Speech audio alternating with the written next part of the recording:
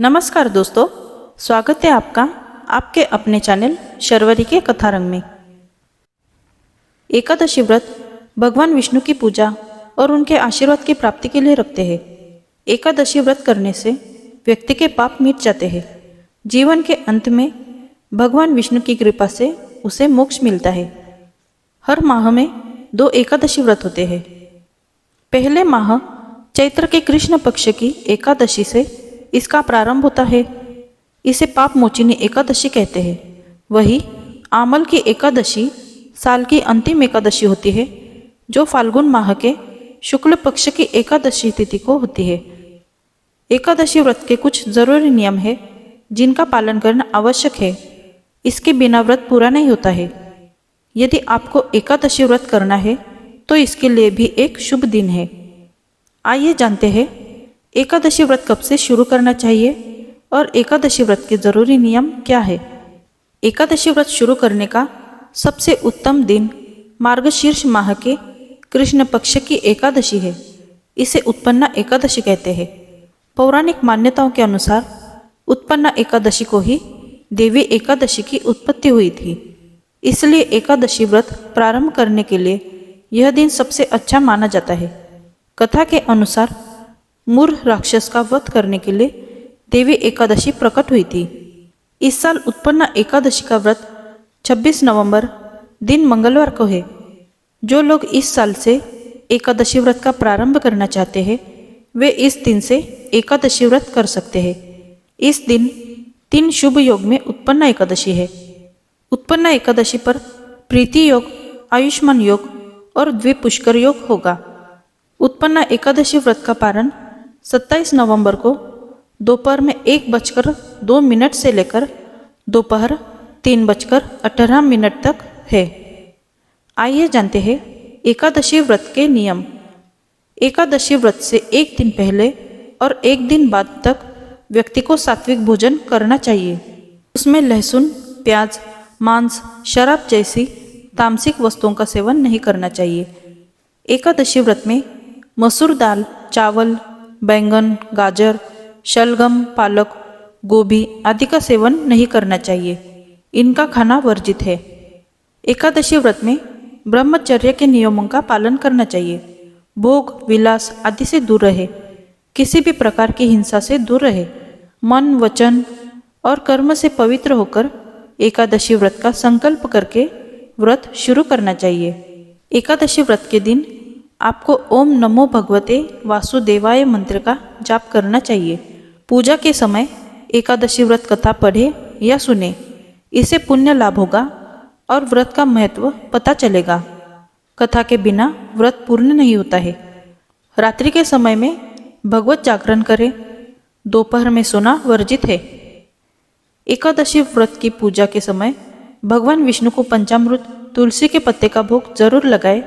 इसके साथ आप मौसमी फल, मिठाई आदि का भोग लगा सकते हैं। विष्णु सहस्त्र नाम, विष्णु चालीसा आदि का पाठ करें। अंतिम में विष्णु की आरती करें। एकादशी व्रत पारण के दिन स्नान के बाद अपनी क्षमता के अनुसार गरीब ब्राह्मण को अन्न, वस्त्र, फल आदि का दान करें।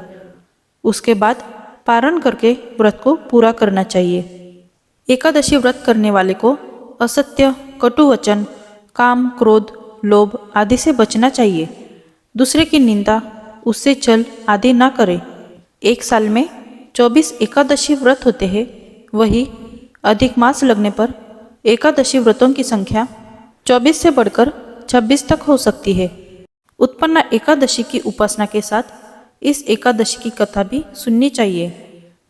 तो आइए सुनते हैं इस खास कथा के बारे में। भगवान श्री कृष्ण ने स्वयं एकादशी माता के जन्म और इस व्रत की कथा युधिष्ठिर को सुनाई थी। सतयुग में मूर नामक एक बलशाली राक्षस था। उसने अपने पराक्रम से स्वर्ग को जीत लिया था।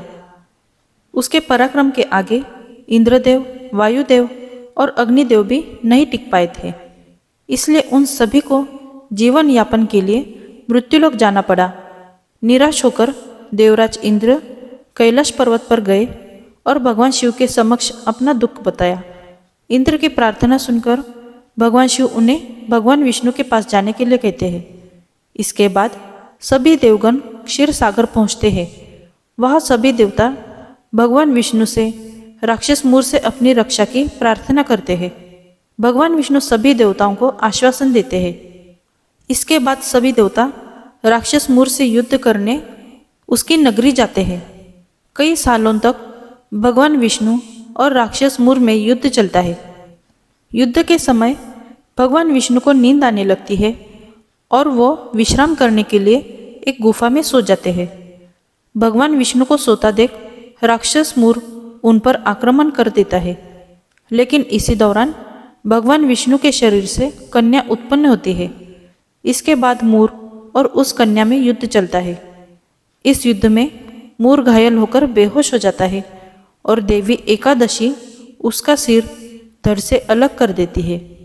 इसके बाद भगवान विष्णु की नींद खुलने पर उन्हें पता चलता है कि किस तरह से उस कन्या ने भगवान विष्णु की रक्षा की है। इस पर भगवान विष्णु उसे वरदान देते हैं कि तुम्हारी पूजा करने वाले के सभी पाप नष्ट हो जाएंगे और उसे मोक्ष की प्राप्ति होगी। आइए जानते हैं उत्पन्ना एकादशी पूजन विधि। उत्पन्ना एकादशी के दिन जल्दी उठकर स्नान करें। इसके बाद घर में मंदिर में दीप जलाएं। भगवान विष्णु का गंगा जल से अभिषेक करें और फिर उन्हें नारियल, सुपारी, फल, लौंग, धूप, पंचामृत, अक्षत, चंदन और मिष्ठान अर्पित करें। उसके बाद भगवान की आरती करें और भोग लगाएं। इस बात का विशेष ध्यान रखें कि भगवान को सिर्फ सात्विक चीज़ों का भोग लगाया जाता है। भगवान विष्णु के भोग में तुलसी को जरूर शामिल करें। ऐसा माना जाता है कि बिना तुलसी के भगवान विष्णु भोग ग्रहण नहीं करते हैं। इस पावन दिन भगवान विष्णु के साथ ही माता लक्ष्मी की पूजा भी करें। इस दिन भगवान का अधिक से अधिक ध्यान करें और संभव हो तो व्रत भी रखें। तो दोस्तों, ये जानकारी आपको पसंद आई हो तो इस वीडियो को लाइक, शेयर और हमारे चैनल को सब्सक्राइब कीजिए। जल्दी मिलते हैं नए वीडियो के साथ। तब तक धन्यवाद।